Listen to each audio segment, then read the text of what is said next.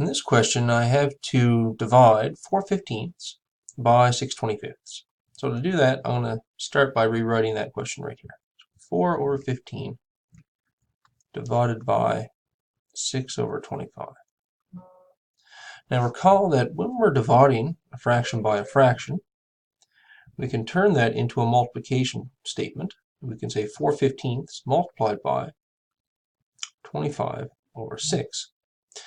Now when we're multiplying two fractions, it means we're multiplying the numerators and then we're multiplying the denominators. So we get a statement that looks something like this. I have 4 times 25 as my numerator, and I have 15 times 6 as my denominator.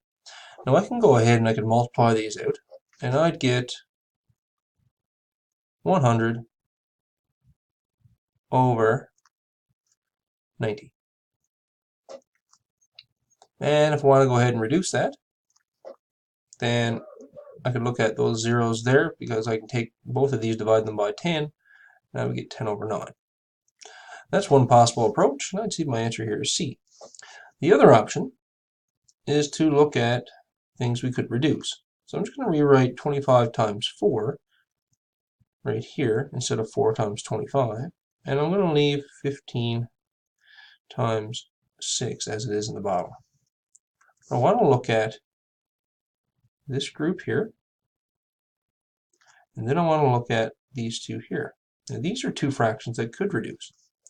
If I were to divide both the top and bottom here, 25 and 15, by 5, I would get 5 up top, and I would get 3 down bottom.